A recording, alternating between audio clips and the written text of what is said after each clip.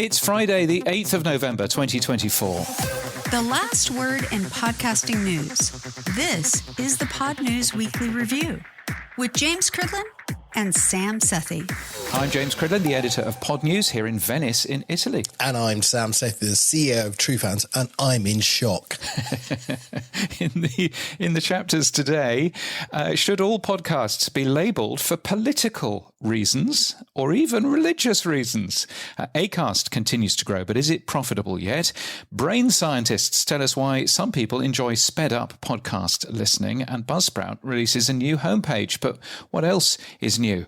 Plus... Hi, I'm Justin, CEO and co-founder of Transistor.fm, and I'll be on later to talk about the return of Dignation, our new podcast network feature, and a new feature we have coming out with ConvertKit. Hello, it's Jamie Anderson from Deep Fusion Films, and I'll be on later to talk about Virtually Parkinson. And we will hear from Mike Parkinson, the son of Sir Michael Parkinson, about making a virtual AI version of his father. It turns out he did not record an intro, so we made this, using something that is a much worse AI voice. They will. This podcast is sponsored by Buzzsprout with the tools, support and community to ensure you keep podcasting. Start podcasting, keep podcasting with Buzzsprout.com. From your daily newsletter, the Pod News Weekly Review.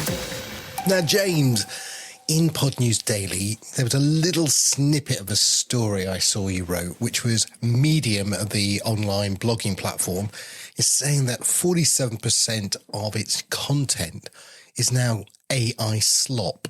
That's pretty scary. Is this the future for podcasting, do you think? I think it might be. So this isn't Medium saying that, by the way. It's a piece of research that's been done by Wired magazine. But yes, 47% of all of the stories on Medium are just AI nonsense. One of the reasons why I very rarely link to it now. And you can guess that that may become the case in terms of podcasting as well. Listen Notes now saying there are 1,781 AI-generated podcasts out there, which is still a tiny little drop in the ocean, but still, that's an awful lot, I think. And somebody called Brianna Ansaldo listened to 200 AI-generated podcasts. I'm not quite sure why. I'm not quite sure why she would bother. But anyway, and her conclusion from that exercise is that without authenticity, podcasts are just a bunch of noise, which I think is absolutely right. You're doing something in terms of AI labeling on TrueFans, aren't you? Yeah, I mean, last week we built an AI filter. So you, a bit like the explicit filter, if we detect AI as the host, then we will label it with a robot icon, and you then as the user have the option of turning that on or off. But I think it's a losing battle. I mean, we've built now a similar feature to Listen Notes where we can do Google LM, Notebook LM detection, and we're looking at Facebook as well because Meta released their Notebook Llama. And there'll be more and more of these things coming out. So I think it's a game of whack-a-mole. I'm not sure quite how we're going to do it, but we'll try our best. Yes. Yeah. Now, this is not the worst thing, though. An odd thing that you wrote about was that Podchaser, which is part of Acast now, has launched a political skew data across 500,000 podcasts. And it's basically using AI to label podcast with a leaning of left, right or neutral towards political, I don't know what they're saying, I guess the political content of the podcast. What are your thoughts, James? Yeah, I mean, it's they are using AI, but they are also using human beings in the categorization. But obviously the AI does the hard work and the human being works out whether it looks about right. I mean, unfortunately, I think that it's the it's the very simple view that Americans have, and it's an American company. It's the simple view that you are either left or right. You are either, on or off, black or white, however you want to put it. And there's nothing in the middle. It's such a tedious, polarizing conversation. If it's just a case of Democrat versus Republican, that's one why we end up in the awful polarized world that we are currently in. And so this is just helping that. If you're a company and you're too dumb not to want to advertise to podcasts which are aimed to the left because you like people who are right leaning, well, more fool you from my point of view. Yeah, I mean, I think it just is a reinforcing. We talk about algorithms on Facebook, reinforcing your views. If you've gone left or right, they'll give you more left or more right leaning thoughts. Yeah. I guess Podchaser is doing, as you said, for advertisers. It's not for listeners, really. I worry that you're going to get potential AI bias. They are going to label wrongly. There is no way, in my opinion. We talked about Brianna doing 200 podcasts. There's no way humans confirmed 500,000 podcasts. I agree. So, I agree. And then I was looking on Mastodon. Dave Jones was like, you don't know what my political leanings are. There's no way you'll be able to label it correctly. And then somebody else came up and said, well, what's next? Religious labels? This is a evangelical Christian podcast and this is a atheist podcast. I mean, how are they going to do this? Yeah, I have a real problem with Podchaser in general. If you look at Rephonic, for example, you can claim your show in Rephonic. It's free for you to do that. Once you do that, you get to see all of the data that Rephonic has on your show, so you can correct it. It's one of the rules of the Data Protection Act that the UK has and that Europe has, is that you need to be able to see all of the data about you and be able to correct it. Podchaser does not follow that. Podchaser, even if you claim your podcast on Podchaser, you still can't see what nonsense it's made up about your show, how many people it says are your listeners, what political leanings you have, what sponsors you have. It makes that stuff up as well. It's nonsense. And the fact that you can't actually see it is just an embarrassment, because it means that Podchaser is essentially full of crap. And anybody who is planning their show, planning advertising on the Podchaser platform, needs to have their head examined, because it's just nonsense. It's nonsense that the publisher hasn't seen and the publisher has no control over. And I don't understand why Acast keeps on allowing somebody to essentially make stuff up about our podcast and about other people's shows. And now that they're marking it down as political bias as well, from the wafer-thin intelligence of a left-right debate, I just think it's an awful thing, I have to say. I think it's one of the worst things that Acast do right now. Look, don't sit on the fence there, James. Tell us what you think, mate. I mean, come on. And they say I'm Mr. Angry. Now, Dave Jones backed that up. He basically posted on Mastodon the 5 so-called sponsors of Pod News 2.0, and he said we don't have them, right? But Podcast 2.0. But yes, absolutely. And so their algorithms have said that PayPal sponsors Podcasting 2.0, that podcast. And just because they've mentioned PayPal, it doesn't necessarily mean that PayPal is a sponsor. Now, in related news, quietly, the FTC in the USA has rolled out new regulations targeting deceptive advertising practices. Many brands are not prepared. This came out on the 14th of October. And as a crackdown on fake endorsements and undisclosed influencer partnerships, again, maybe it'd be funny if they came after Podcasting 2.0 and said, you didn't announce that you had a sponsorship with PayPal.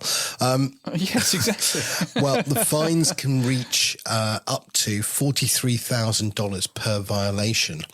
Is this something that podcasters need to be aware of as well? Yeah, absolutely it is. So there are 2 new rules from the FTC. One of them around deceptive endorsements. So if you pretend that you are a user of a product and you aren't, then you could face fines of up to $43,000. So for the record, not only are we sponsored by Buzzsprout, but we are also hosted by them and we use their product. So, so let's make that clear. Also, there are new rules as well about fake reviews and testimonials. And the FTC has taken action against a fake review website. Now, that should give anybody in podcasting pause, because we, to a greater or lesser degree, rely on reviews in things like Apple Podcasts. And, again, there are companies who are offering fake reviews there as well. So from that point of view, again, we just need to be really careful. Transparency is everything. And if people understand what is actually going on, then that's an important thing. Daniel J. Lewis has proposed another new tag to Podcasting 2.0, but it might be an interesting one to discuss. It's called the disclosure tag. And he says, to be in compliance with current and possibly upcoming laws, podcasters must include certain disclosures based on their content. For example, anyone paid to use or talk about a product must make it obvious. Affiliates must disclose that they earn commissions. Certain AI usage will probably be required by law to be disclosed. And if the guest is paid, all of those things, I think, fall under the category of what the FTC are looking at, I guess. James, what do you think of this labelling then idea from Daniel J. Lewis? Yeah, I mean, on the face of it, it sounds like a bright idea. The problem is that tags with legal implications, like this one, where you have to make those disclosures visible in apps, they really have to be driven by both Apple and Spotify working together. If Apple and Spotify don't support these particular tags, then it's a utter waste of time, because they won't be visible for the 60% plus of podcast listeners that use Apple and Spotify. So unfortunately, this is going to be, I think, one of those cases where we do actually have to turn around and say, without Apple and Spotify coming to the party about these disclosure labels, then this is dead in the water, and it doesn't actually work. Now, YouTube have a requirement for flagging shows that contain paid content. That's something that you can't actually mark in terms of the RSS ingestion feature.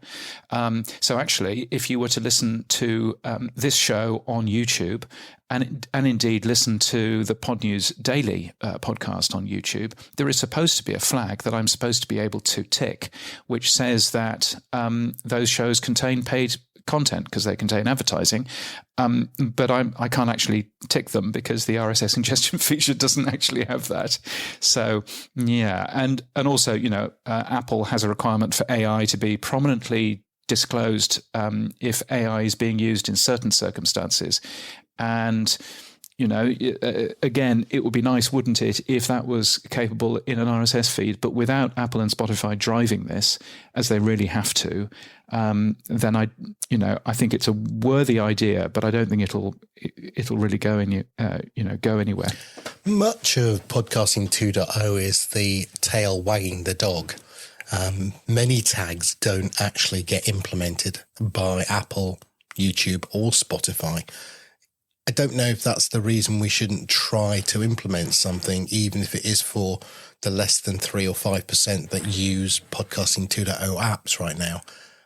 Well, it just means that podcasters who have their content appearing in Apple and Spotify aren't complying with the law in terms of disclosure. So we would still have to do it somewhere else, which negates the whole point, really. So, yeah, I agree that normally we just go ahead and do things. And if Apple and Spotify want to join the party, then that's absolutely fine. And so I can absolutely see that. I think where it gets difficult is when it's a legal requirement that something appears. And then, well, actually, we can't really do an awful lot there. Okay, moving on, related to Podchaser, who are owned by Acast, They've released their Q3 financial results, James. Any good? Yeah, things seem to be still going in the right direction. Sales growing by 12% year on year. Now, interestingly, North America is their big money spinner at the moment.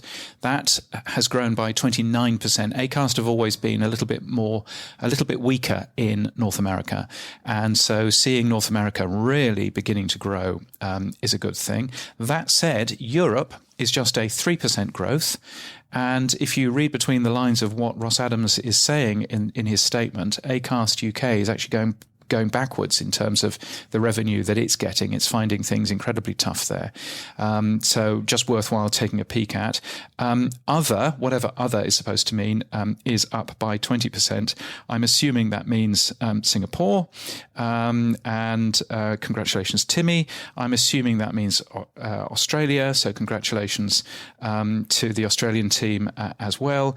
So it does look as if Europe, their growth has very much slowed, and that things are being driven by North America and by other parts of the world. Still not quite profitable.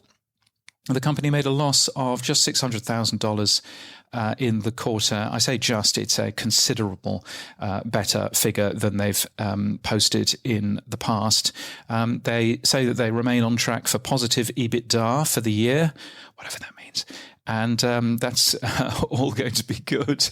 Earnings before interest, etc., etc. Yeah, exactly. So it's it's an accounting trick. They get upset when I say it's an accounting trick, but it's an accounting trick, isn't it?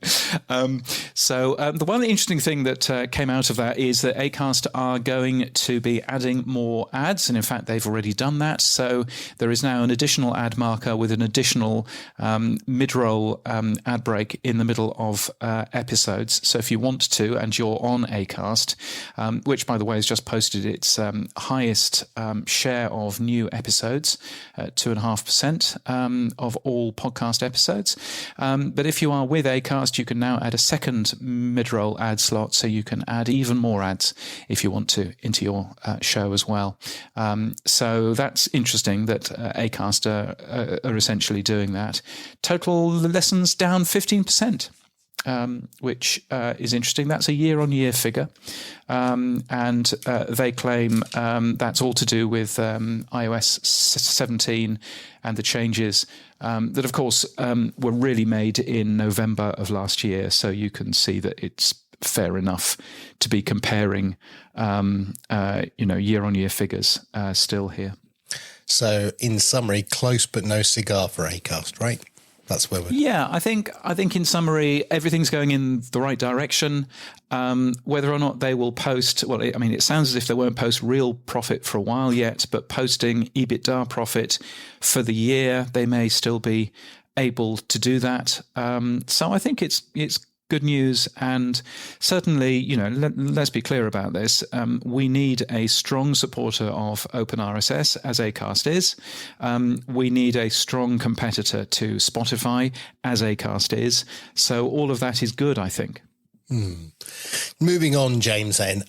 Transistor, who are based out of Canada, so as we say, the nice Americans, they've come up with a new feature called podcast networks and network websites. Have you seen the feature yet? Yeah, it's nice. It's very similar to what Captivate offers and what a few other podcast hosting companies offer. There's a very nice YouTube video that Justin Jackson created, and I think you watched that and you reached out to him. Transistor. Been going a few years now, yep. But you've come out with a new feature that I thought was really cool. You did a video on YouTube and they're called network pages. So tell me, what are network pages? Yeah. So at Transistor, we've always had the ability to host multiple podcasts in one account and the ability to get invited to other shows on Transistor. So you log in with one login and you have a bunch of shows that might be shows that you've started in your account. And you might have a bunch of other shows you collaborate on as an editor, a guest, a host, whatever. And we wanted people to be able to, I grew up listening to the radio, and my dream was always to have my own radio station. And we've always wanted the ability for people to be able to create podcast networks. And we have a lot of podcast networks that use Transistor. And when I say podcast network, I mean anybody that's just managing a bunch of shows. So it could be a company that has a bunch of branded shows. It could be a bunch of friends that are in kind of a friend network. Like, here's all of the shows that we kind of do together. It could be around sports. It could be around anything. And so, yeah, the networks feature is our first step into adding more functionality that way. So you can basically choose a bunch of shows that are in your account and create a network. And then, more importantly, you can create a website that brings all of those shows together. And we have one theme out right now. It's kind of like a templated theme, and we're going to be introducing other ones as well. Right now, and this is what we saw, is people would have like a WordPress site or something else where they were trying to, here's all the shows that are in our network or in our, our group of shows. And now folks can just create that automatically with Transistor. Not only will it display all of the shows that you have, but it will pull in the most recent episodes in the network and feature those. And also any people that have been tagged as persons using the Podcast 2.0 tag. So that's all in the theme. And we're going to keep adding to this, adding more templates to it, more designs, and then also adding more functionality in the future. Cool. And I loved the demo of it. One of the other features that I loved was that you offer customized domains as well.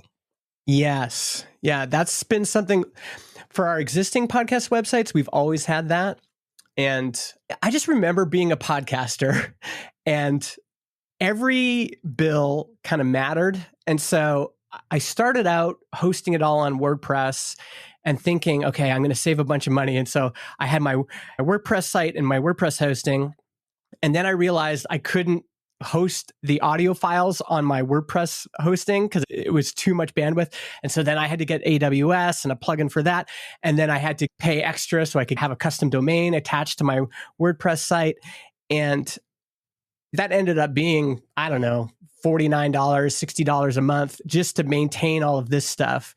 And so the idea is that people can sign up for Transistor, pay $19 a month and get everything they need. They just bring their custom domain and they can connect that custom domain to a network podcast website or just a regular podcast website. And that's fun because then if you want to brand it as the Nice Canadian Radio Network, I can get nicecanadianradionetwork.ca and connect that to a network website. So, okay. Justin, network pages sounds cool. You're going to have new themes, new colors. Do you support the pod roll as well? Yeah, so we already support Podroll in individual feeds, and that's something that I'd like us to tackle next is actually to shout out a competitor. I love how Buzzsprout implemented Podroll on their podcast websites, and we'd like to do something similar and then do something similar on these network pages. So a network could recommend other shows and maybe eventually even other networks. I think that would be really interesting. And in this world of algorithms and, it's all about what's most outrageous. That's what gets to the top of your consciousness. I want to go back to when people were just recommending links, recommending, here's a cool blog you should check out. Here's a cool newsletter you should check out. And here's a cool podcast you should check out. So yeah, we want to implement pod rolls in there. And then the other thing we want to add with networks is this idea of having an aggregate feed. So you can identify all of these podcasts with their individual RSS feeds and then have that dynamically feed into one main feed that folks could subscribe to. I always remember Dan Benjamin had that with 5x5. There was like the main 5x5 kind of network feed. And I'd love a way of productizing that. So it's just automatic. Somebody in your network publishes an episode, it automatically gets inserted in the main feed. Nice. Look forward to that. Now, moving on back to the future, as I'd like to say, you recently, or they recently announced Dignation's return, Kevin Rose. And yes. And then I found out it was on your network as well. So yes, tell me, because I know Kevin quite well from my days. How did that come about? Who approached who and what was the conversation? Yeah, so I asked him the same question because he signed up just like any other customer, and I still get every new sign up notification in my email box. And I don't look at all of them, but I usually will look at a handful a day. And Kevin Rose popped up, and I was like, what is going on here? And then reached out, and he said, yeah, we're relaunching Dignation. I was a huge fan. Dignation was one of those shows that got me into podcasting. I think I've told this story before, but I was working for this tech company in Edmonton, Alberta, and I lived about 45 minutes away by bus. And so I would load Dignation video podcast episodes onto my iPod Classic and watch them on the bus as I went to work. And so, I've spent thousands of hours with Alex and Kevin just on the bus laughing at their jokes or whatever they were getting into. So I was a big fan. And yeah, we did a call, and he said he's just been keeping an eye on Transistor for a while. I worked for one of the key people at Dig was Joe Stump. And I worked for Joe Stump, had a startup called Sprintly. And Kevin and I interacted briefly there. And so it could have been, that's when we got on each other's radar. But yeah, he just liked the product, wanted to sign up. And yeah, it's pretty exciting just to have them back and having so much fun with the show. I think their perspective is interesting too when we talk about independent creators, because, that show was one of the first indie podcasts to get big sponsors like Ford and Microsoft. Like, they were kind of proving out the model way, way before Serial or any of those other big shows came along. And now, they're doing the show for fun, but they're kind of looking at the way the landscape has progressed. And I think they're kind of pining for the old days where it was all independent, decentralized. I don't think they've even turned on monetization on their YouTube channel, for example. There's something about that leverage they had back when they were independent creators that I think has been lost a little bit. And I think there's a lot of creators that are like them that are kind of feeling their way around in the same way that we saw a lot of creators go to email newsletters and Substack not too long ago. I think that's still in play. A lot of folks don't want to monetize on TikTok or YouTube, partly because most of that value goes to the platform, doesn't go to the creator. And, back in the day when they did those Ford ads, a lot of that value went to the people working at Dignation. They could charge a nice premium for those ads. They were effective, and most of the benefit went to the creators. So yeah, it'll be interesting to see how they kind of go from here, if they just keep it as a fun side project, or if they start to maybe explore what does it mean to be an independent creator when you've got, on one hand, this giant centralized platform, which is YouTube, which they're active on. They're still a video podcast, and the place to do video podcasting is YouTube, and the open decentralized world of RSS. So yeah, it's interesting. It's kind of fun to see them back, but also exploring the landscape. Yeah, it was fun to hear them back. I think of them as the original Joe Rogans, really. They had the zeitgeist of the moment. I mean, people under 40 probably don't remember Dig as a platform even, let alone Dignation as a podcast. So, which is wild to me. It's wild. And I mean, a lot of the big shows now came about partly because of Kevin Rose and Alex. So Kevin was one of the people that helped Tim Ferriss launch his show. And if you listen back to I think one of the first episodes Tim did was him and Kevin. They had a show called The Random Show together. And that was kind of how Tim got the podcasting bug. So a lot of people in our industry now got their start either out of Dignation or because they were fans of Dignation.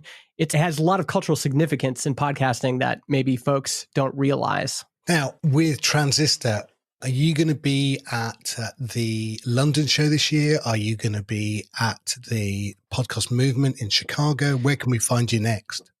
Yeah, we'll definitely have somebody at the podcast show.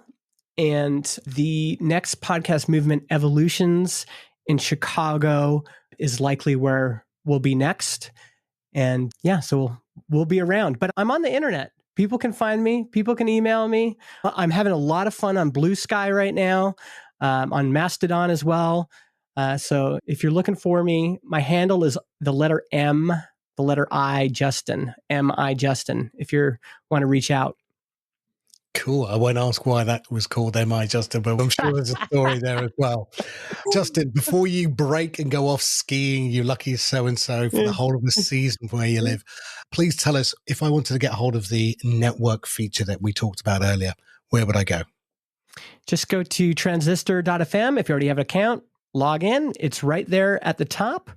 If you want to try us out, you can have a 14-day free trial. Just go to transistor.fm. Excellent. Thanks, Justin. Thanks, Sam. Justin Jackson from Transistor. Nice to hear all of the clever stuff that team is working on. It's a tiny, tiny team, and it really punches above its weight. So really good to hear that. The web page customization is quite nice in terms of personalizing each network page. And just as our sponsor Buzzsprout does, you can use your own domain name as well. Which is a nice thing. So you can further personalize that, which I thought was quite a nice idea. Spotify is having a good go, isn't it? According to the latest Buzzsprout stats, which are super useful, by the way, buzzsprout.com/stats, for you to have a look at all of the overview of the stats on the Buzzsprout, hosting platform. Spotify has just posted an all-time high, 41.5% of all downloads, which is interesting. So Spotify seems to be having quite a moment at the moment. Having said that, Apple Podcasts is also up to 30.4%. Which is interesting seeing. And talking about Spotify for Podcasters, still the number one podcast hosting company, of course, in terms of share of new episodes. Spreaker has increased its hold on the number 2 slot. Buzzsprout remains at number 3. And I mentioned earlier, if I haven't edited that rant out, that Acast has moved up to number 8. No, leave that in. It was brilliant. With an all-time record share of 2.5%. So something going on with Acast in terms of their own hosting as well. So just worthwhile keeping a peek at. But yeah, Spotify seems to be doing very well. I also broke a story ahead of Spotify's own PR team, just to make myself, a friend. When I was coming here, I noticed that there was a big ad for Spotify on the front page of the Emirates in-flight entertainment system. Which they call ICE. And it's got podcasts in there, it's got music playlists in there, it's got obviously a choice that Spotify have put in there of a few true crime shows. Trevor Noah's show is in there. There's one of the Bill Simmons shows, I think, is in there as well, from The Ringer and various other things. So it's a good place to end up going. But in-flight entertainment, a good thing. If you remember, a long while back, we interviewed the folks from Sparfax, who were telling us how to get your podcast onto airline in-flight entertainment services. So go and do a quick search for Sparfax and you'll find that interview. But Spotify seemingly doing a bunch of things. Yeah, I saw this story strangely cut and pasted word for word in another weekly news publication. Very odd, that. Oh, did you? Oh. With no reference back to you, James, by the way. I thought I'll let you know that. Oh, you should tell me which it is so that I can give them a slap. I will. Of course you know so I will. So I can give them a slap. Yes. So Spotify also have made a little quiet change to their analytics. And I was... it may have been a change to their analytics or may just be a change of the wording of the analytics, but they used to claim that streams in Spotify, when you log into Spotify for podcasters and you have a look at your numbers, they used to claim that streams is much the same as IAB downloads. They used to actually explicitly say these align to the IAB definition of a download. Guess what? They don't. And so they've taken that away because streams aren't deduplicated by listeners. So if you listen 3 times to an episode, then you count for 3 streams, whereas the IAB will give you 1 download for that because it's the same person. So there's a few sort of weird things going on with that. So it just sort of underlines the fact that we have the IAB guidelines, and the IAB guidelines, which by the way aren't standards, they're just guidelines. The IAB guidelines are there, which most podcast hosting companies use. And then you've got Apple, Spotify, and YouTube, all of whom ignore the IAB guidelines and do their own thing. Which isn't a particularly good thing for the industry, is it? Well, you say that, but I mean, you're measuring apples and oranges. Hosts can only measure downloads. They don't have first-party data. They've not got the ability to measure listener time, as Bumper talk about. And so they are going to use the IAB as a metric for downloads, and they are going to use that guideline. Whereas the three platforms you mentioned have first-party data. They have much more detail to give advertisers on how long someone listened to a show, where they dropped off, etc., etc., etc. Why do they need to bother about download metrics from IAB? Well, because I think it's useful if they align. So, for example, on YouTube, a play, what constitutes a play on YouTube, that number that you see, guess what? That isn't actually documented anywhere. YouTube won't actually tell you what a play is. Now, most people will tell you that a play is a minimum of 30 seconds, which is different to the IAB's guideline, which is 60 seconds. So just if they were just to make a play 60 seconds, or the IAB changed to 30 seconds, one or the other, if they were to align in terms of that, then at least you end up with figures that are more aligned and more, connected. The fact that that YouTube won't even tell you what a play is I think relatively concerning. So so I think it would be useful if these large companies were to align themselves a little more with the guidelines that everybody else is using, or, as I say, do it the other way. Change IAB so it looks at 30 seconds instead of 60 seconds. That's cool too. But I think... No, I agree there. I think that would be a useful thing. No, I agree. If they all had the same metric of what a play is, that would be really useful. James, sticking with Spotify, 20% of all digital ads on Spotify are now video ads. What are they up to? Yeah, well, they're up to video. They've realized that they can make much more money out of video ads than audio ads, and that's what they appear to be doing. This is according to Guideline, which is a big company. It used to be called SMI. It's a big company that looks at all of the ad spend across the media.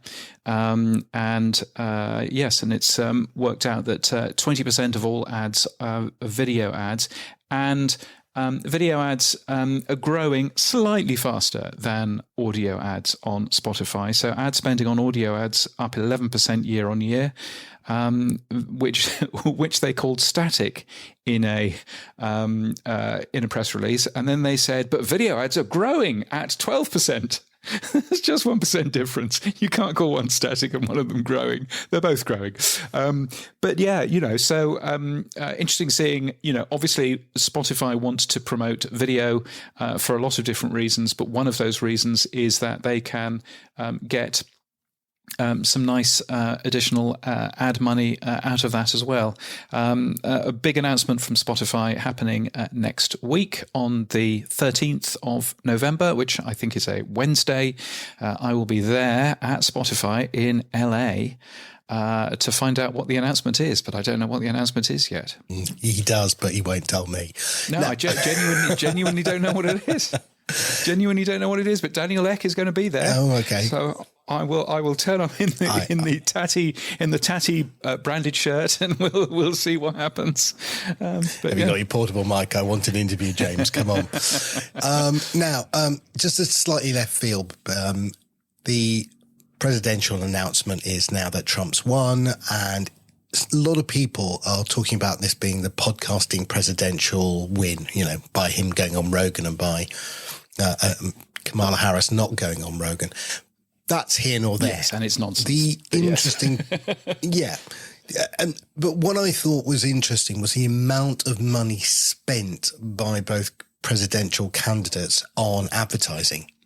And it made me think, they spent over 60 billion, I think the number I heard last night on Todd Cochran's show. And 60 billion went to TV advertising and Rob Greenlee said, well, most of that went over his head in terms of, and most people's heads, because it's just sort of, you blank out on it. But if this was the podcasting election, how come 60 billion of that money didn't find its way, at least a percentage of it, towards podcasts? It doesn't seem like a lot of that money will have come the podcasting way. I'd be interested to find out from, companies like Magellan AI of how much money was spent in terms of podcast advertising. I know that there was some. But of course, TV in the United States is all very local. So it means that you can get a specific message out to the people of, Philadelphia, to the people of Pittsburgh, for example, because there are local TV stations for that particular area. Very different to the UK in terms of that.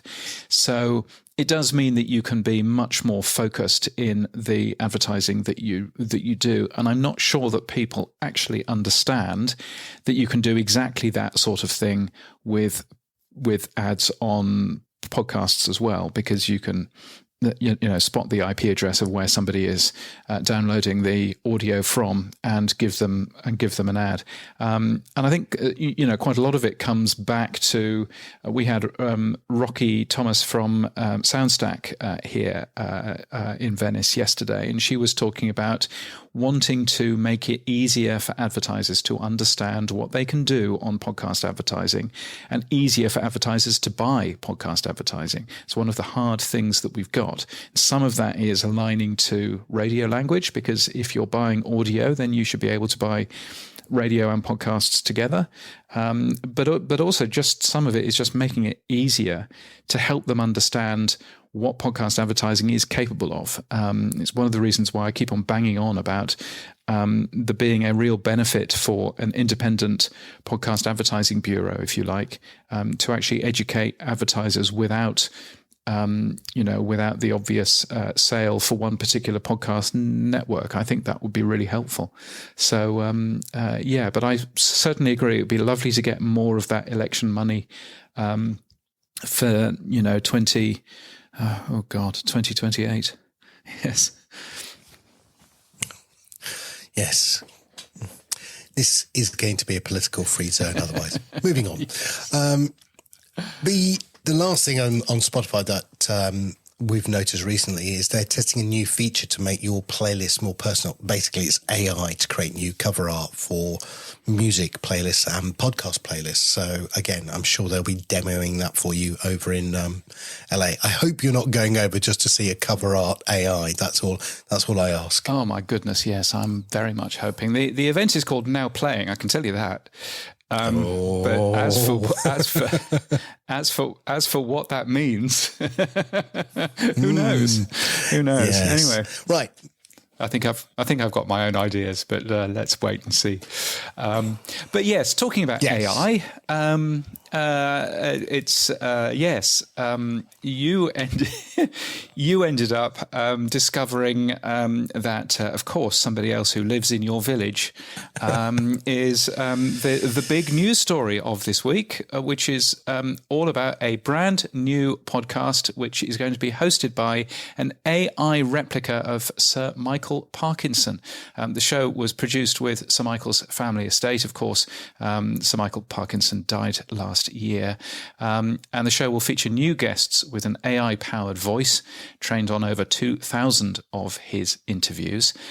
You ended up talking with Mike Parkinson, Sir Michael's son. I did, yeah. He lives in the village, and I just thought, why not reach out and see what this is all about? I don't know whether most people in the US know Michael Parkinson. I was trying to think what the anchor would be for them. Johnny Carson or Steve Colbert, somebody who famously interviewed nearly everybody, is what he is to the UK audience. So I started off by literally asking Mike Parkinson, who was Sir Michael Parkinson? If he was here, he would describe himself first and foremost as a journalist. That's where he began. That's how he cut his teeth in the time when newspapers were actually read and people didn't go to social media to get their news. So he was brought up in that culture. But then television came along and he very quickly rose up the ranks. And really just by a matter of the fact that at that time in Britain in 1960s, if you were born where he was born, if you had a talent like he had a talent, they actually wanted you to be on television. The BBC came calling in 1971 and had seen him do a series of interviews for a program called Cinema, which is a review program for the movie industry, and seen him interview various people like Lord Olivier, Sam Peckinpah, people like that. And they thought, that'd be interesting.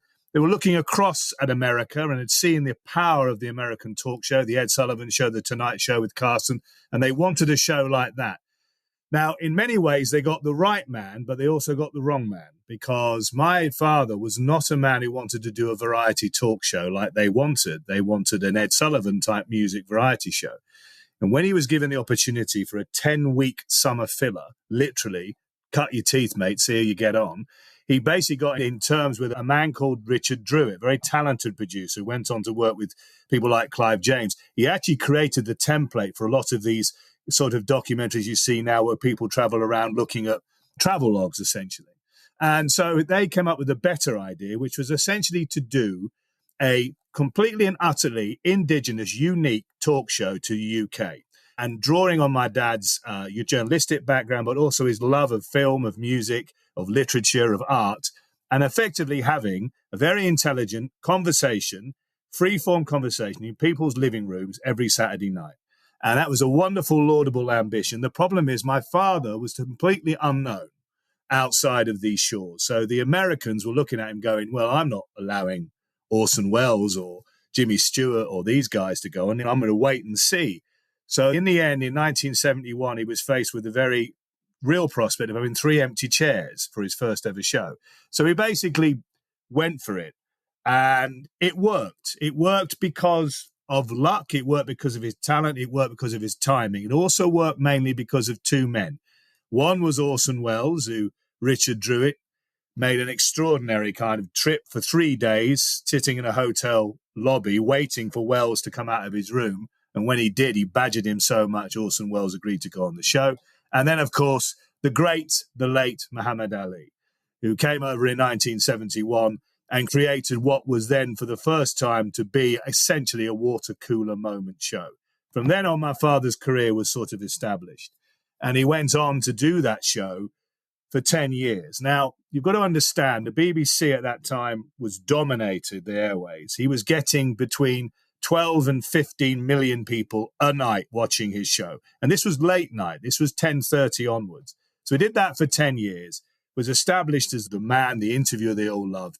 And really, from then on, I mean, even though he left the BBC, went on to do many other things, wonderful journalist, award-winning journalist, won awards in radio, there was always this feeling, we want Parky back. And in 1998, he came back at the BBC and created a whole new range of memories, whole new range of archive. And then, of course, that's when I got involved, because he wanted to move again, because the BBC were shuffling things around. They didn't like what they were doing. And he got an offer from ITV, and he went there, and I was with him for the last 5 years of the show. And he really has been a very much beloved and respected voice on our broadcast. But most people remember him for the man that they used to sit down on a Saturday night and watch an interview. And his archive is extraordinary. Yeah, it is. And I grew up on watching many of those shows. Yeah. I mean, you know, Billy Connolly being a very famous multi-guest, sure. The famous Rod Hull and Emu. Yes. Yes. Yeah. And the Meg Ryan non-interview. So you then have this great back catalogue. Unfortunately, your father passed away last year, and I was lucky enough to see him locally here at the Odney Club and at the Media Hub. And again, what did you think then? Okay, we've got this amazing archive. What did you want to do with it? I mean, what was the plan originally? What you saw at the Odney Club was essentially the thin end of the wedge of what Dad and I have been doing for about the past sort of 10 years when you saw him there. I mean, essentially what we did was when we got to ITV, no one had ever really looked back on his archive. No one really saw, well, hold on a minute. Not only did he do shows, he did over 700 shows here and in Australia. That's 2,000 plus guests. Now, there's no way all those 2,000 guests were interesting. They're not. But a lot of them were. A majority were. And they really did chart the cultural life of the 20th century, the important people across all media. So I thought, tell you what we should do, Dan. When you've left the talk show, let's form a company and let's put at the heart of that company a real effort to curate and look at that archive and nurture it and keep it relevant. Because the reality is that people, it's not, obviously there's a commercial imperative involved. I'm not a saint, but the fact is that there's also an importance that you don't want that kind of archive to disappear. So that's what we did. We went through every single possible show that existed. We looked at them, we logged them, picked out the best bits. We went to, the inverted commas, the rights holders, as they claimed to be, and discovered that actually they weren't the rights holders, that we were the rights holders. And therefore, a lot of what Dad did came into control of the company. And so we then spent the next few years writing books. We'd write books about Ali and George Best, and then we'd write other books about it. We'd also do documentaries here and in Australia. And then gradually we began to think, well, how else can we do it? And then we began to think about doing a live show together, which we did, which you saw a version of it, which was wonderfully popular, toured again in Australia, all over Australia and in England. And as we went through, we realized that we'd become so successful in doing that, so successful in bringing it and keeping it relevant, that as my father began to become ill and not as strong as he was, we began to talk, well, what's going to happen? I'm sorry, Michael, what's going to happen when I'm not here? And I said, well, I'd rather not talk about it. He said, well, we have to talk about it. And we did. And he said, well, look, I don't want this archive just to wither because I'm not here. This archive is not about me. This archive is about the people that I was privileged to interview, important people who had things to say, things that people could still learn from, people can still enjoy. And so basically we began to think, well, how can we do this? So our final idea essentially was to do a podcast in which he definitively sat with me like I'm sitting with you now. And he would talk very freeform about everything, about why he loved Billy Connolly, what really happened with Meg Ryan. Everyone thinks they know. They don't know. I mean, Trini Woodall claims that my father said something to her and called Meg Ryan a silly name. Well, he didn't do that. Again, it's all this sort of mishmash. So we wanted to kind of put a stamp on it to say, look, if you want to look at the archive, here it is. Sadly, he passed away before that could happen. And then this is when this idea happened about, well, if I'm going to do this, no one's going to be interested in me talking about it. I mean, they're not going to come and see me do a live show. They're not going to come and see me and listen to me doing a podcast because I'm not the pay dirt. The pay dirt was my father. Is there a way that we can use this extraordinary new technology that was there? I think it's really important that people understand that I am not perceiving this, nor should they perceive this, as my father interviewing. This is an AI iteration of my father's interviewing style. And it is an incredibly accurate voice synthesization of his voice, to the point that now Jamie and Ben have started to work where they're even getting the pauses and the slight stumbles and the breaths where he would put it, which is actually quite eerie in some ways. What people have to get their head around is that we may come with people who are guests that not naturally people would say, well, that's not a Parky guest. Well, because it's not Parky. It is Parky, but it's not Parky. It's Parky that's attempting to remind people of why he was a great interviewer. But it's also, as Ben and Jamie have said, and you've made the point, it's about this creeping thing. It's about the idea of, well, okay, what is it to be related to and talked to and interviewed by an AI? What is that? What is that like? How does that affect you as a human? Is it different? Is it more confessional? Is it more that you don't care as much because, frankly, you can be rude to it? I mean, it would be interesting, in all honesty, if only you could do it, would be to replay the Meg Ryan situation with the AI Parky, because the AI Parky wouldn't have reacted like my father. My father was a human. My father reacted in a way that, and he's on record on saying this, that he lost his temper with her for various reasons and shouldn't have done it. AI wouldn't have done that, but would have picked up on the same reticence that Meg had and wouldn't have let it go. Now, that would have placed Meg Ryan in a situation where, frankly, she could just walk away. She could just say to the AI machine, see you later, I'm not going to do this anymore. So it completely changes the dynamic. I think we have got that message over. And I think that Jamie suffered the same issue when he did the same thing with his father in a lesser way, but the same thing, this idea of him being called this sort of terrible digital meat puppet. I mean, it's an awful thing to, and it's also it's thoughtless as well, because if you honestly believe that myself or Jamie are that commercially rapacious that we are going to trash the reputation of two men that we loved, that were our fathers, then really it's more your comment about what you view us as opposed to anything else. And that is nothing what I'm doing. So let's look forward, Mike. December. When in December will we be able to hear this? Well, I hope early to mid-December. We're having ongoing talks about who we want to have on, and we've got some surprising names which are in the hat and in the consideration. And we will come out in December and it'll be an 8-part series, and I can't wait for it. I mean, I think it will be extraordinary. And I think that both Jamie and Ben are very clear about it, that they want this to be very upfront to everybody, that this is an AI. This is not Michael Parkinson.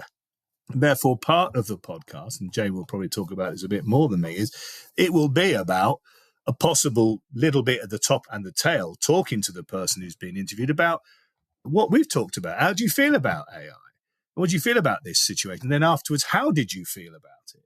And again, this is not scripted. The fact remains that this AI iteration is very clever in the way that it's been set up, the way that it's been developed. And once Ben and Jamie say, hello, Michael, I have Sam here to talk to you, that's it. There you go, Sam, it's you and AI Michael. Obviously, there's an element of control, because obviously with every single AI or computer program, there might be a glitch, there may be something that we need. But generally speaking, we're going to let it run and just see what happens. Mike, thank you so much. I look forward to this series of podcasts. Mike, where would I go to find the archive? Give me the URL. You better archive. Yes, you should go to the Michael Parkinson channel on YouTube. Basically, That's where you search for the Michael Parkinson channel on YouTube, and it's there in all its glory. It's beautifully put together and curated by a company called Night Train Media. They've done a fantastic job, and there's some wonderful stuff on there. Thank you to Sir Michael Parkinson, wherever you may be, sir. Of him is coming quite soon to a podcast near you. But anyway. Yes, I'll be downloading that as soon as I can. Mike Parkinson, thank you so much. All right. Thank you for your time. Look forward to it. Mike Parkinson, and the company behind all of this AI stuff is a company called Deep Fusion Films. And you also managed to catch up with Jamie Anderson. He's another son of a famous person. Is the son of Jerry Anderson. And you asked him from Deep Fusion Films who Jerry Anderson was for those under 40. He was a prolific producer, creator. I guess you'd now call him a showrunner, probably. That term didn't exist when he was working. So starting from the late 1950s all the way up through to 2005, he created around 18 series, 800 episodes of television, everything from Supercar and Firewall XL5 in the black and white era. You've already alluded to Thunderbirds, perhaps the jewel in the crown of the Anderson name, UFO, Space 1999, Terrorhawks for those 80s kids, Space Precinct for the 90s kids who watched that live action show on the BBC or Sky, right through to New Captain Scarlet in 2005, which was his final work, a reboot of his 1967 puppet series, Captain Scarlet. So, yes, a prolific name in the worlds of science fiction. Now, eventually you grew up into doing what you do today. And what do you do today? You're at Deep Fusion Films. Tell us more. Yes. So these days I mainly work producing. I do bits and pieces of other work, writing, script editing, directing, particularly audio dramas with a company called Big Finish Productions. But Deep Fusion is only a year old. It's a production company that I founded with my friend and colleague, Benjamin Field, and another longtime friend, Andrew Keats. And yeah, Ben and I worked together on a documentary about my late dad, which is how I got to know him. We found that we had a lot of creative synergies and a sort of similar silly sense of humor and a similar kind of approach to creativity and to pushing boundaries and to trying new things. So it was a natural fit. And so, yeah, we set up a year ago and here we are a year on, very busy and doing lots of great stuff, which is an extremely privileged position because the industry as a whole has had a bit of a rough time of it for the last few years. So we feel very lucky indeed. Now, with what you've done is obviously talking to Mike Parkinson. How did you two meet? And then tell me more about this project that you're building for Virtual Parky. Yeah, so Mike was introduced to us by a mutual colleague because they knew that Mike was looking at doing something in the AI space, maybe with his late dad's voice. And Mike at the time was, I think, looking at doing an archive-driven show. So essentially a clip show that might have some scripted linking material from his dad with his dad's voice, something in that area. And we thought about it for a while and we talked and we couldn't really find an angle that was working, or something that felt kind of fresh and worth doing. So we kind of parted ways, or at least parked it at that point and just decided, okay, let's come back when we've thought of a good way to do this. And then Ben was asked to create an AI TV commissioner for one of the broadcasters for a kind of experimental venture, just to see what would happen. And when Ben and I spoke to this AI TV commissioner, we realized it was a completely different experience to talking to a real commissioner. There was no way of kind of cracking a joke to lighten the mood. You couldn't get a read on what the AI commissioner was really thinking or feeling. And so it became a very focused and specific interrogation into the idea that we were, in inverted commas, pitching to him. And that got us both thinking about how different the experience was between talking to a human and talking to an AI. So then we went back to Mike and said, okay, how about we did this, but it was a new podcast version of a chat show where it's new guests, but they're interviewed by an AI, Michael Parkinson. What does that experience mean? How does it change the way that you speak to it? And how does it change the outcome of the conversations? Because obviously Michael Parkinson was a master of the interview and, you know, the little cheekiness, the smart insights, the little interjections that would get more from people. Can we do that with an AI? Can it do it differently? Could it do it better? Will it be worse? And that's where that conversation started. And then we had that lovely moment where we started work on it and we did some of the audio outputs and sent it to Mike to see how he felt, which is always a scary moment when you do that because, you know, Mike and I are among very few people to have ever lived who have had a loved one, I don't want to say the word really, but it's useful, resurrected, to have them brought back. So it's such an unusual human experience. I knew the pressure that was on us then, but thankfully Mike responded extremely well and has done ever since. And it's been a really lovely collaborative thing since then. Have you actually recorded all the podcasts now, or are they still to be recorded? Because from what Mike was saying, the episodes are going to drop in December, which... No pressure there, Jamie, but it's the 7th of November. You know, don't want to put you under any pressure or anything. Thank you, Sam. Thank you. No, we are still recording. We're still recording because we've chosen to do this at the worst time of year for availability in terms of guests. But we have been really heartened by the people that are interested in doing it and the people who have turned around from saying, no, this is awful, as you say, that crosses my creepy line, to actually going, hang on, this could be something very interesting. And I think just on the creepy line thing, it's an interesting thought and I like it, but I think actually it's not even that we reset where the creepy line is after we've considered it. I think once you approach it, our gut reaction is to go, oh, I don't like it. And it's only when you take time to realize that actually you're still some distance away from your creepy line, but it requires that moment to step back and take a breath. And we've seen that with a few people now, and now they're really interested to do it. So yes, we've got a busy November and early December getting these things in the can. Yeah. And one of my things I'd love to see or observe, or if you've done any of the recordings yet, maybe you can tell me, is if I don't know your guests and I'm not going to try and push you for them, that's not fair. But in my head, if it was a Stephen Fry or if it was a Brian Cox, they're technically aware.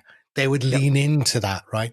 Whereas I can imagine a technophobe, however polished they may be as an actor or actress, may lean away from it. Because the first time they hear Sir Michael Parkinson's voice, they'll be like, no, this, I don't like this, is weird. Yeah. And they will retract into themselves. Whereas somebody like I could see a Stephen Fry literally go, oh, this is wonderful, come here more, and trying to hug a virtual Parky practically, you know. Yeah.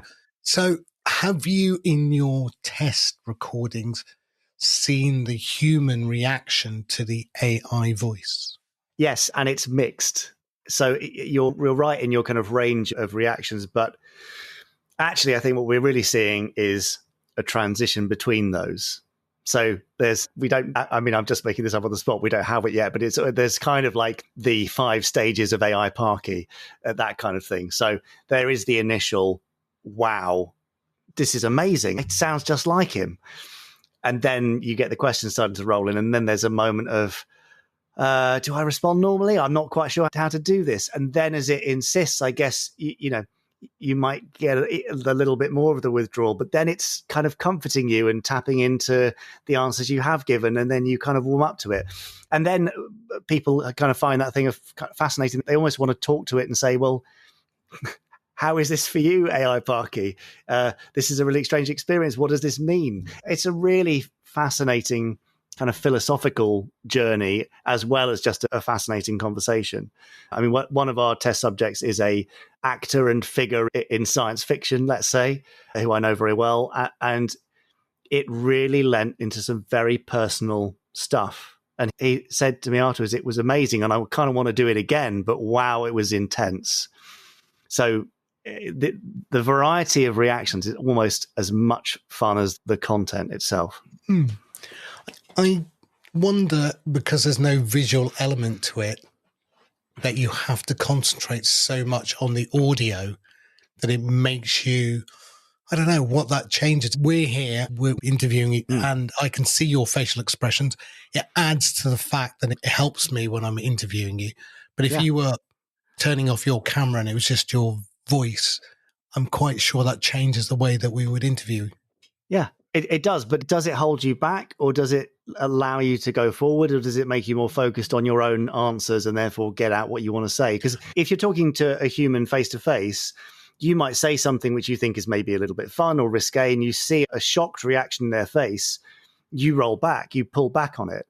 If that cue doesn't exist, where does that conversation go? Do you end up going deeper because you're not faced with a reactive, judgmental human being? I'm not pointing that finger at you, Sam, but you know what I mean. It does. You know me well, sir. You've spoken to Neil, haven't you? Yes.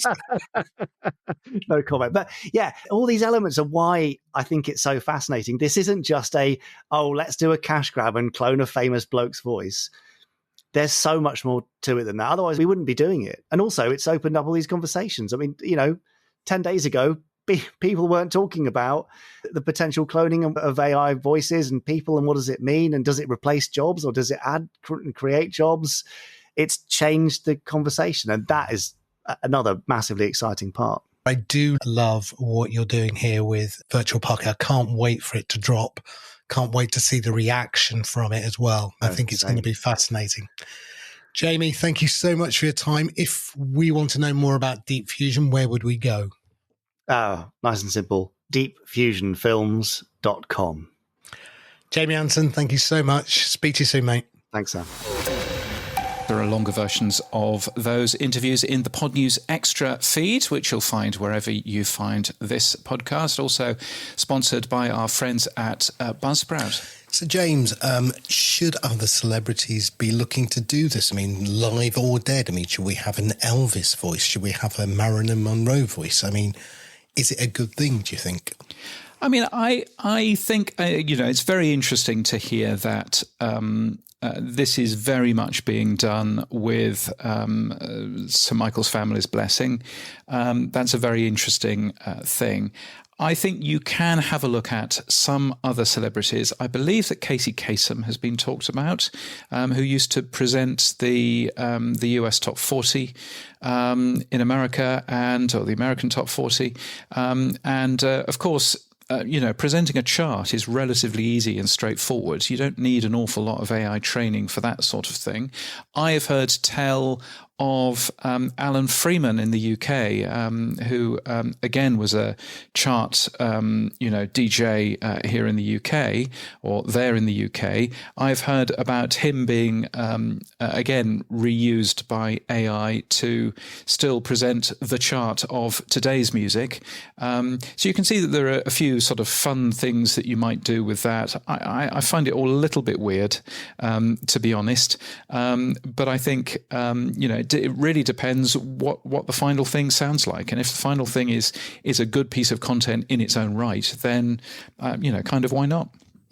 Yeah, I've heard the Parky voice, the AI voice, and it is very, very close to, or if not accurately close to, the original Sir Michael Parkinson. So I'm interested because this is an unscripted AI conversation. So how that will go, it's not like they've transcribed it and then fed it through and given the voice. This is just going to be a free-flowing conversation by all accounts. I am much more interested in not how true to life the voice is, but how true to life the questions are. Michael Parkinson was a very good interviewer, and he was very good at getting his guests to open up and say things that they otherwise wouldn't have said to other interviewers. And I think it'll be interesting to see whether the AI is capable of that, or whether the AI just, says, "So tell me, what did you have for breakfast?" Because that's not going to be particularly helpful. So it'll be really interesting to hear those shows when they come out. December, I believe. Now, next week's guest, by the way, just to preempt, is Matt Campion. He is ex-Endemol. They're a company called Spirit, which does a big slate of podcasts. But one of the things that Matt's doing is they're buying up a lot of IP and scaling it for TV as well as YouTube production.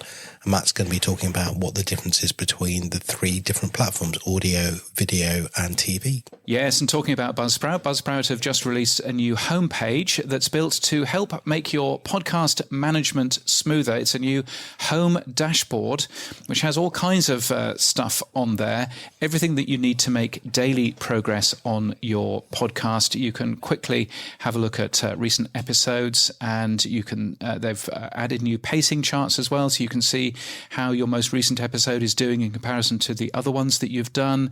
There are podcast milestones on there, sort of virtual badges, instead of the real iron badges or the real metal badges that I picked up at Podcast Movement earlier on in the year. And you can explore resources to grow as a podcaster as well. They're tools that you need to keep moving forward, all in one place. You'll find the new home dashboard in your Buzzsprout account at buzzsprout.com, and just sign in and you will see it there. So it's a very cool thing, and thank you to our sponsors for telling us about that. Moving on then. Now, we've talked in the past about podcast speed. Do you listen at 1x, 1.25, 1.5, or even faster? And Adam Curry and Dave Jones have often said that that's rude, very rude. Listen to me at 1x, and that's how it's meant to be. Well, CBC News has talked to brain scientists about why some people enjoy sped-up podcasting. What do you think, James? Yeah, I think it's interesting that they've got some data from Audible. About 5% of its audience listens at speeds of 1.5 times or faster. 1.25 times is the most common choice, apparently. That says, I think that's the most common choice for people who speed up. And I'd be interested to find out how many people speed up at all. I wonder if Spotify has that information. You'd have thought that Spotify would, and indeed Apple.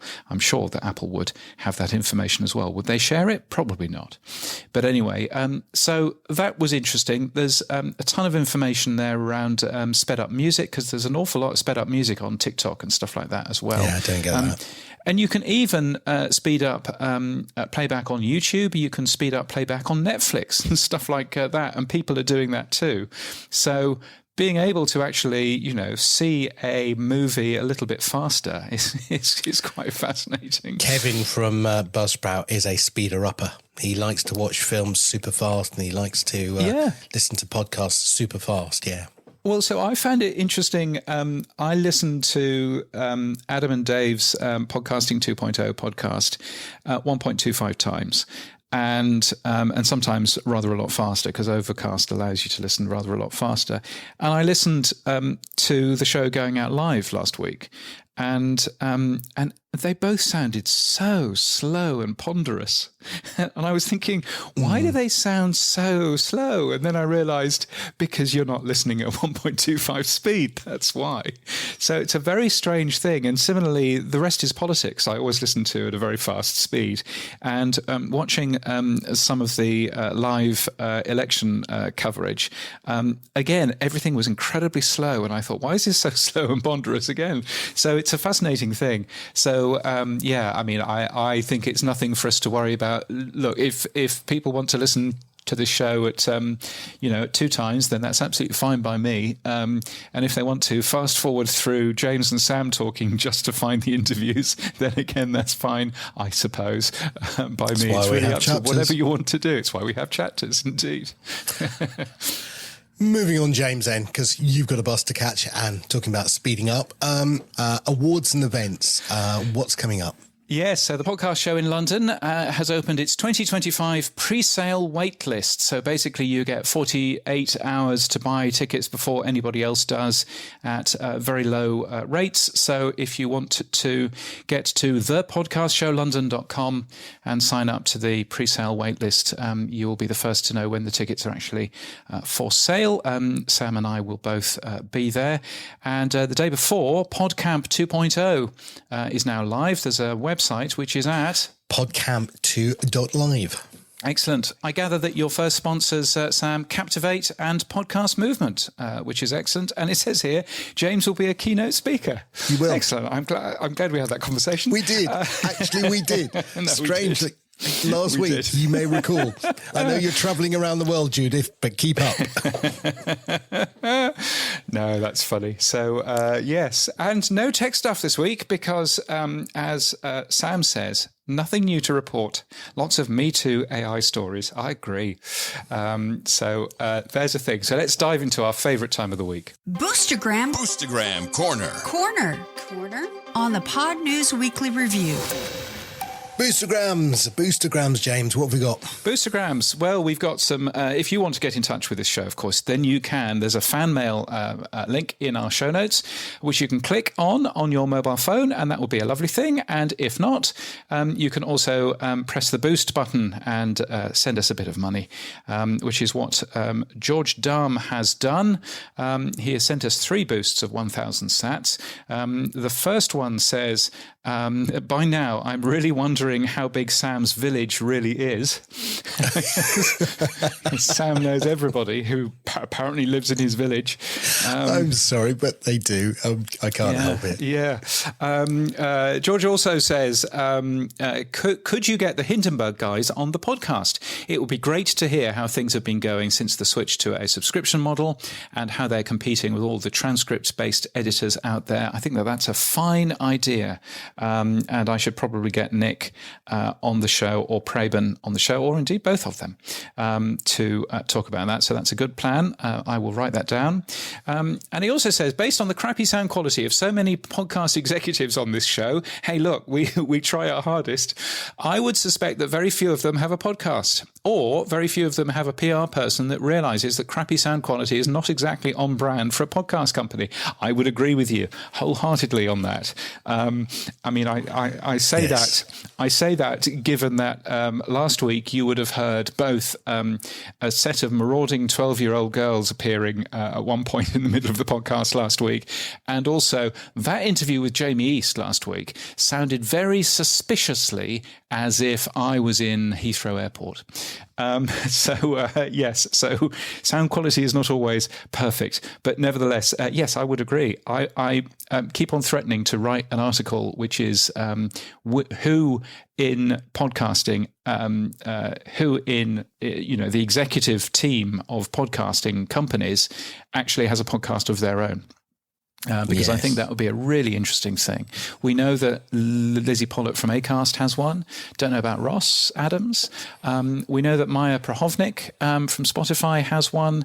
I don't know about Roman, who will be doing her job for a little bit. I'll catch up with him next week, so we'll find out.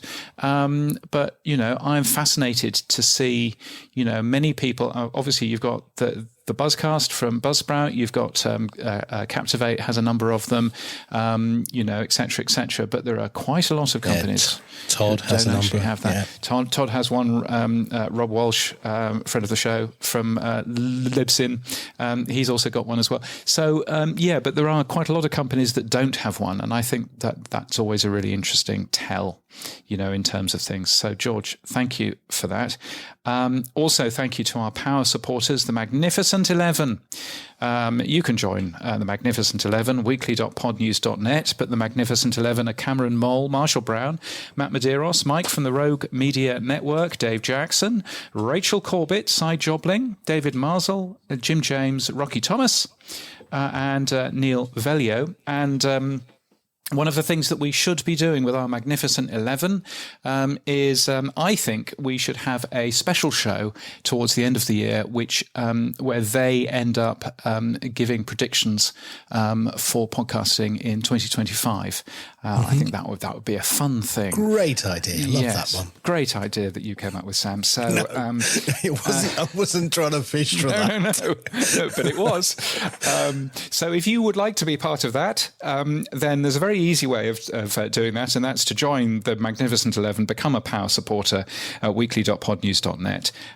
Click on the button that says something like support the show, or whatever it is it says. What does it actually say? It says support. Click on that, and that would be a lovely thing. And and you can join those people. So what's happened for you this week, Sam? Well, with True Fans, we added a local cache to speed up playback. So now anything in your library will be locally available, and you can just click it and it instantly plays back. And the big one we added this week, we've added an upload video to the alternative enclosure. So now we will host your video for you and play back across the True Fans app.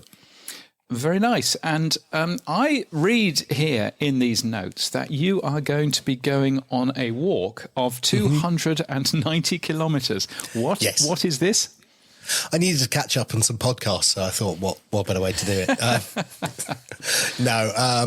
My wife has this fetish of walking long walks, which I bloody hate. But hey, got to do what the wife wants sometimes. So 12 of us are starting at the source of the River Thames in Oxford, and we are walking down towards the mouth, down at... where would that be? By the Thames Barrier. Yeah. We're not doing it in one hit. Don't worry. This is a 25, 30 kilometre every weekend for a few weeks. So, yeah. Wow. Well, that'll be good. If you are listening and you have no idea how long a kilometre is, 180 miles. There you go. And also next week, we will hear from Alberto Bettella. He is the co-founder of RSS.com. He's Italian, so I feel very honoured to be in Venice right now. But he's actually based in Barcelona these days. He will be talking about the patent that they have been awarded for AI-driven scalable ads, which is fascinating. GOST.ai if you want to learn more about that in the meantime. But looking forward to that. Alberto will also be talking about something that they call empathetic applications. Gosh. No idea either. No idea. It's a buzzword. Yeah, and I have to tell you, there's a few people who podcasted publicly about the patent and saying it's not a good idea. So it'll be interesting to find out what Alberto actually has to say about it. Well, yes, there's the thing. Now, Judith, you're in Venice. What are you doing? So I've been here for the ASI conference, which is all about research. And there's one conference, which is the radio people. There's one conference, which is the television people, all around research. And then sandwiched in the middle was a little session all about podcasting. And we had a number of speakers here talking about the difficulties, actually, that podcasting has in terms of getting numbers, getting research, and everything else. So we heard from Daryl Battaglia from Triton Digital. Rocky Thomas, one of the Magnificent 11, was also here from Soundstack, and a few other people. And I ended up talking as well, of course, talking about podcasting 2.0. So that was good, and it's really interesting seeing how the research community is really beginning to wake up to all of the things that podcasting is capable of. So that's been quite fun. One of the frustrating things about Venice is how long it takes to get anywhere, because either you're walking across most of the place because it's like a medieval city. It's absolutely fascinating. Or you have to take the water bus. So in 15 minutes' time, I'll be taking the water bus to the airport. So that'll be fun. But so that's been enjoyable. A couple of other things that you may have spotted on the Pod News website.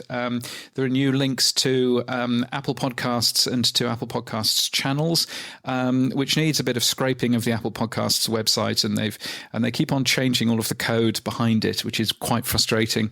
But I think I've got the code right now, so I can actually link to channels that shows are in. So that's quite fun. And I've also been doing a few, other bits of code in there as well, just to sort of, tidy up some of the code. So it's been fun doing that. I tell you one thing though, which is a bit weird. There is an internet cafe on the island where we are in Venice. There's an internet cafe down the road, but in the window is a Commodore VIC-20. And it's just sitting there. Commodore VIC-20. Above it is a thing called a Commodore 16, which I don't even remember, but it looks like a VIC-20. But I think it's slightly different in some way, shape, or form. But I took a photograph of it, stuck it on Mastodon a couple of days ago, and loads of people just loved seeing a VIC-20 all over again. Thanks, Grandad. That's lovely. What did you do in the war? Lots of people learnt how to program on that, or at least learnt how to copy, programs out from a magazine, onto that. So, it was a little bit of memory. Sure? Are you sure you're younger than me? So, yes. But anyway, that's all fun. And that's it for this week. All the stories covered in this podcast are taken from the Pod News newsletter. You can subscribe to that at podnews.net. And there are longer interviews in the Pod News Extra podcast. You can find that wherever you get your podcasts. You can support this show by streaming sats. You can give us feedback using the Buzzsprout fan mail link in our show notes. And you can send us a boostergram or become a power supporter like the Magnificent 11 at weekly.podnews.net. Our music is from Studio Dragonfly. Our voiceover is Sheila D. We're hosted and sponsored by Buzzsprout. Start podcasting. Keep podcasting. Get updated every day. Subscribe to our newsletter at podnews.net. Tell your friends and grow the show. And support us. The Pod News Weekly Review will return next week. Keep listening.